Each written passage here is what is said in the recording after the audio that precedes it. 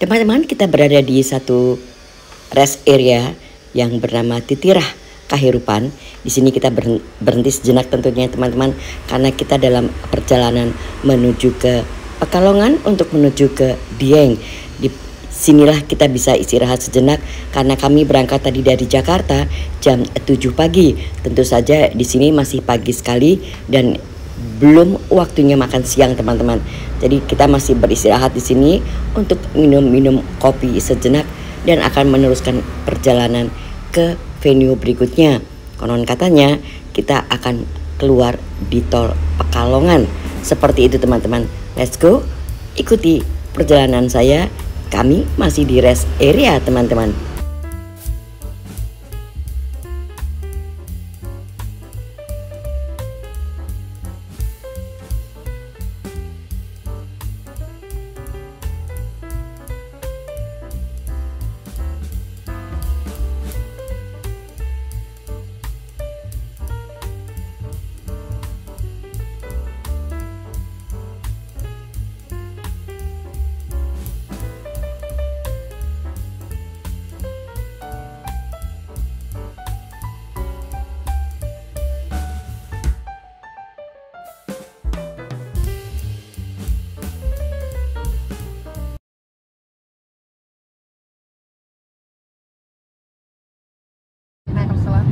Hai, dengan Grandma Uti lagi. Halo teman-teman, apa kabar?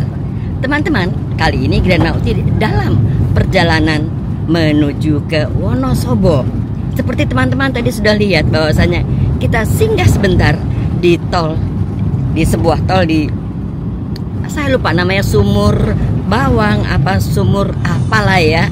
Tapi itulah tadi rest area yang saya perlihatkan kepada teman-teman. Tetapi sekarang saya akan menunjukkan lagi kepada teman-teman bahwasanya perjalanan kita itu keluar di Pekalongan. Nah, dari Pekalongan inilah saya akan menceritakan perjalanan saya menuju ke Wonosobo atau Dieng dengan pemikiran bahwasanya kita tidak menggunakan jalur yang terlalu ekstrim. Kita melakukan perjalanan dari Pekalongan, Kajen, lalu kita akan menuju ke Banjarnegara dan akan lanjut ke Dieng. Seperti apa perjalanannya Grandma Uti? Ayo teman-teman, ikat tali sepatunya. Kita ikut bersama Grandma Uti jalan-jalan ke Wonosobo Dieng. Let's go teman-teman. Teman-teman, kita menembus berbagai macam perkebunan dengan jalan yang seperti ini. Ada perkebunan karet di sini, ada perkebunan sengon di sini, berbagai macam hutan di kiri kanan, hutan sengon maupun hutan karet. Dengan perjalanan yang menurut hemat saya belum melihat perjalanan yang ekstrim atau jalan yang ekstrim. Jadi perjalanan dari Pekalongan menuju Dieng ini melalui Kanjen dan Banjarnegara ini memang terlihat tidak terlalu ekstrim. Kami keluar di tol Pekalongan dan menuju ke Dieng melalui jalan ini. Dan keindahan atau kehijauan di kiri kanannya teman-teman bisa melihat sendiri berbagai macam perkebunan yang menyejukkan.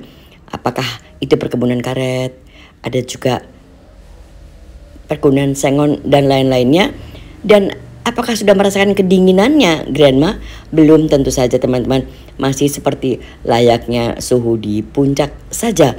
Udara kali ini memang sangat membantu, cerah sekali teman-teman.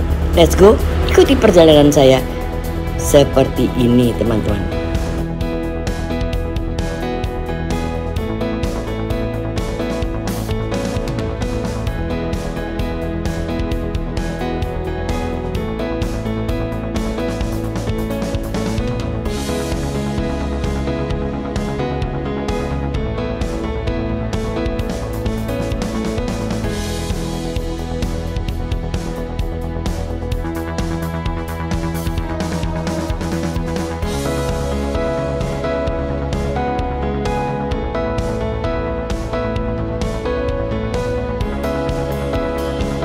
Mengapa Grandma Uti tiba-tiba ingin mengunjungi Wonosobo? Konon katanya memang akan mendapat kedinginan yang dengan suhu tertentu pada bulan Juli ini. Untuk itulah Gren Mauti ingin mengajak semua sahabat mengunjungi Wonosobo untuk memperlihatkan kepada semua sahabat bahwasanya Wonosobo akan dingin atau Dieng akan dingin di bulan Juli ini. Setelah bulan Juli bukan berarti menjadi hangat, tetapi lebih hangat dari biasanya. Seperti itu. Yang akan kita kejar saat ini adalah kesejukan atau kedinginan daripada Dieng saat ini. Untuk itu saya bergegas sebelum bulan Juli berakhir.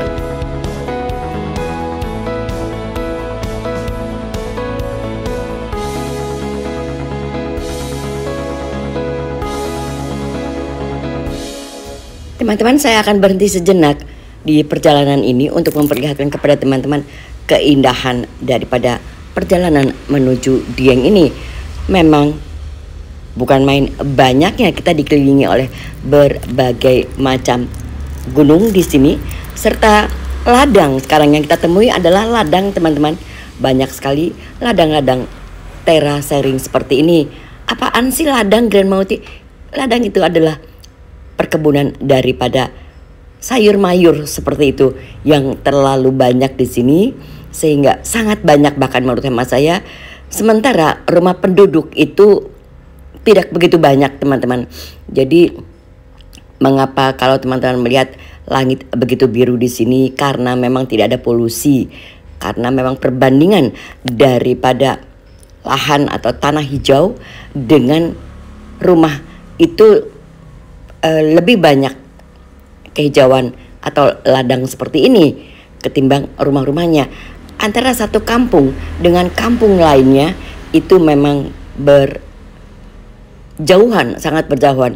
Saya berada di daerah Tangerang seperti ini, teman-teman. Jadi teman-teman bisa melihat keindahan daripada gunungnya sendiri. Saya berada di satu daerah menuju ke Dieng. Saya berada di satu daerah yang bernama Tangerang, Desa Tangerang seperti itu.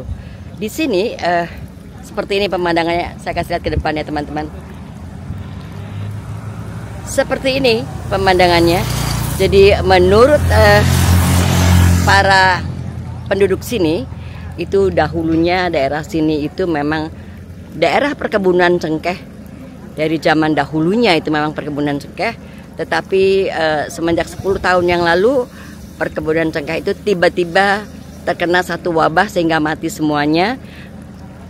Mereka berganti haluan untuk menanam pohon lainnya. Ada pohon sengon, ada bermacam-macam. Akhirnya mereka mengganti haluan untuk tetap bertani tetapi mengganti tanamannya. Seperti itu. Daerahnya bernama daerah Tangerang ini, teman-teman, Desa Tangerang. Kita akan terus menuju ke atas sana, teman-teman. Kita akan terus menuju ke Dieng sana. Nah, kurang lebih perjalanan dari sini kira-kira 1 jam lebih katanya. Kita mau kemana sih sebenarnya nih? Kita mau ke Dieng rencananya. Kita lagi berhenti di Desa Tangerang. Bisa Tangerang. Kira-kira 1,5 jam lagi nyampe ke Dieng. Oke. Orang di sini. Jadi karena kita sedang lihat pemandangan indah di sini gitu ya. Indah di sini. Ini dulunya katanya banyak ditanami pohon cengkeh berapa puluh tahun yang lalu di zaman Belanda. Nah sekarang katanya karena kena wabah, jadi mereka sekarang udah nggak ada pohon-pohon cengkeh di sini. Menurut warga di sini. Seperti itu. Ya, seperti itu ceritanya. Tapi indah. Tapi ini pemandangannya indah pemandangannya. Banyak pohon sengon-sengon. Setelah wabah itu, mereka di kampung ini ya jadi nggak keruan. Tapi tetap sih hidup. Gitu. Tetap hidup bertani sebagai petaninya tentu ya. Itu indah-indah sekali. Yuk kita kesini yuk.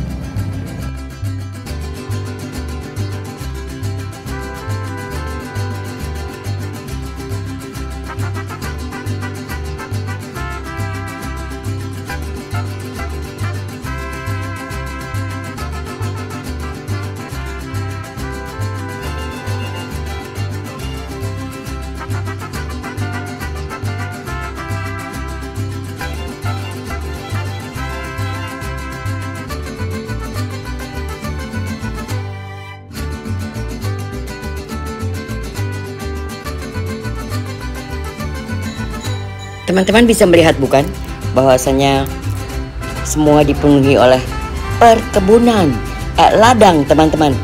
Di sini tentu saja teman-teman pasti tahu yang terkenal di sini itu adalah kentang teman-teman. Kentang daripada Dieng itu memang luar biasa, tetapi sesungguhnya banyak sekali hasil tani di sini.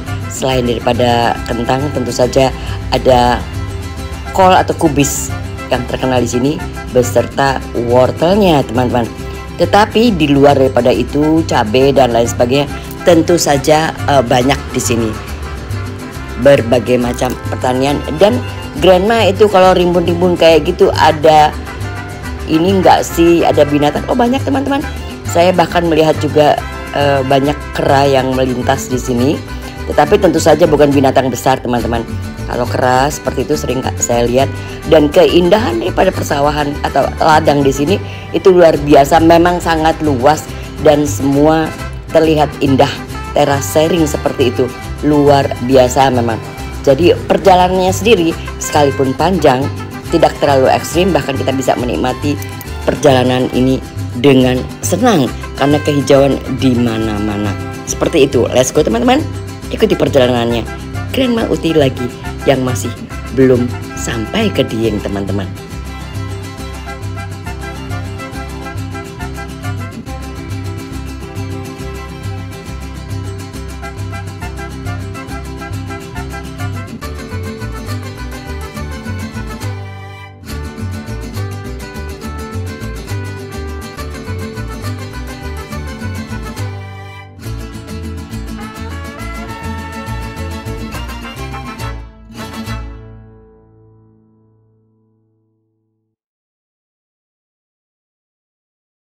Secara kasat mata kalau teman-teman mengikuti perjalanan saya ini bisa terlihat bahwasanya antara satu kampung dengan kampung lainnya itu memang jaraknya sangat jauh, sangat berjauhan teman-teman. Jadi tidak banyak rasanya menurut hemat saya penduduk di sini teman-teman. Tetapi saya ingin memperlihatkan kepada teman-teman dari dekat ladang yang ada di sini seperti apa. Ayo kita berhenti sejenak. Kita lihat seluas apa sih ladangnya, apa sih yang mereka tanam di sini teman-teman. Rasanya untuk saya ini menjadi sangat luar biasa. Pengalaman pertama dengan suasana dingin seperti ini. Ini sudah mulai dingin teman-teman. Saya berhenti sejenak untuk memperlihatkan keindahan daripada ladang di sini. Dan menurut hemat saya hampir semua penduduk sini itu memang hidup dari bertani. Tidak ada yang ada yang lain teman-teman selain daripada bertani. Mungkin nanti di atas kita bisa melihat bahwasanya mereka juga punya homestay atau apapun itu. Tetapi yang saya ingin perlihatkan kepada teman-teman sekarang adalah keluasan serta kesuburan daripada tanah di Dieng ini. Seperti ini teman-teman. Ada kol atau kubis yang saya lihat di sini, ada kentang dan lain sebagainya. Dan rasa daripada kentang Dieng itu tidak kaleng-kaleng. Kubisnya sendiri memang sangat manis. Tentu saja ada komoditi lain yang berada di sini, sayurannya pakcoy, lalu ada pare, lalu ada cabe bendot ya teman, kalau nggak salah namanya. Itu juga ada di sini teman-teman. Jadi berbagai macam sayur mayur ada di sini. Dan untuk saya sangat segar. Ini adalah pohon daripada wortel, dan bunga-bunga wortel ini memang merupakan bibit, dibuat menjadi bibit oleh mereka, dibiarkan itu berbunga. Nanti pada saat tertentu kekeringan akan menjadi kering, dan itu yang akan digunakan sebagai bibit. Jadi kalau kami orang Jakarta melihatnya, apakah itu otherwise, sehingga membuat kita menjadi berhenti mobilnya untuk melihat dari dekat. Ternyata bukan teman-teman, ini adalah bunga-bunga daripada tanaman wortel yang akan dijadikan bibit kelak. Ini adalah tanaman kubis yang memang mungkin akan dipanen pada esok hari. Seperti itu. Ini cuacanya memang betul-betul dingin teman-teman. Oke, kita lanjutkan lagi jalan-jalan sejenak di perkebunan ini, memperlihatkan kepada teman-teman apa sih sebetulnya hasil sayuran dari Dieng? Ayo kita lihat dari dekat.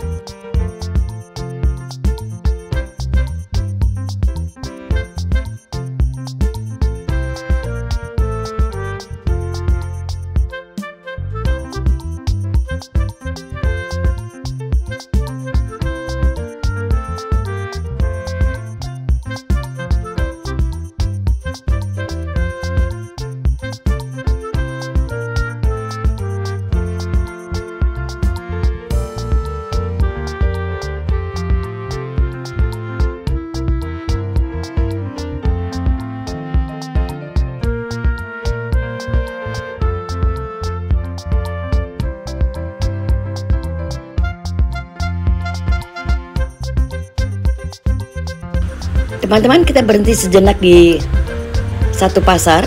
Kita melihat durian yang ada di Dieng ini. Ini masih di bagian bawah teman-teman, belum sampai ke Diengnya. Jadi masih di Dieng Banjarnegara.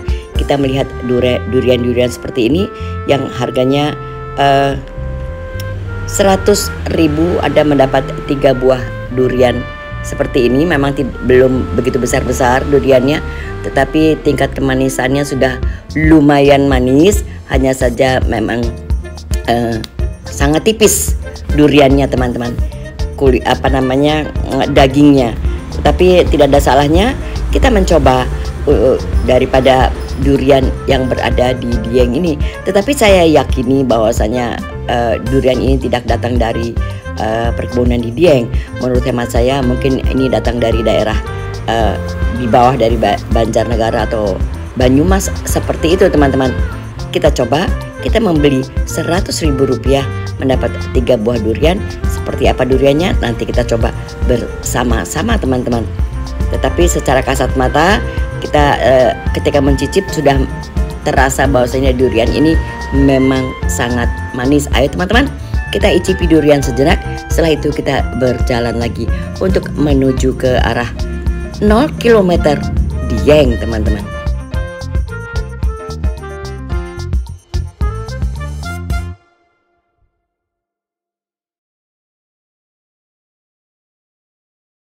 Saya berhenti sejenak memang di sini agak lama teman-teman, karena kita perlu belanja untuk mengisi kulkas kita di villa nanti. Let's go teman-teman, saya sudah tiba di 0 km Dieng yang berada di Banjarnegara. Ini adalah 0 km Dieng di Banjarnegara, karena ada beberapa 0 km dari arah Wonosobo dan dari arah Banjarnegara. Kita stop sejenak teman-teman di sini untuk melihat keindahan daripada 0 km dari arah Banjarnegara seperti itu teman-teman.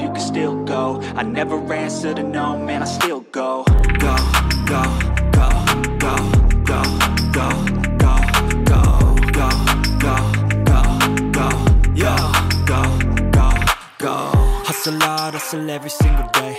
I'll be making moves till I'm buried in my grave. To the system, I don't wanna be a slave. I've been doing shit my way, or the highway. And in the driveway is a nice range. Cause I grind through the climb, I invite pain. You'll never hear me, bitch, nah, I don't complain. Just gotta flip the switch and you can go and obtain anything you want, anything you need. Your mind's got the key ingredient, it's belief. They deceive with the negativity, but I just slide right by that energy. Even when you feel low, you can still go. Even when you feel slow, ini adalah 0 km dari Banjarnegara. Mananya gitu, nanti di sebelah sana ada lagi gitu, yang Wonosobo apa gimana gitu.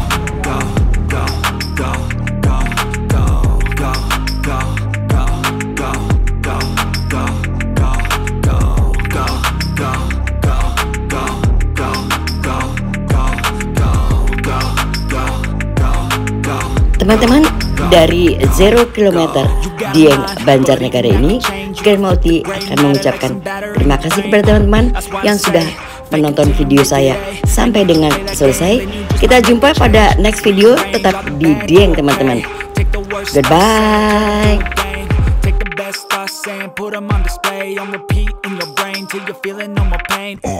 Never slow yourself down, you can do some more. Push past all the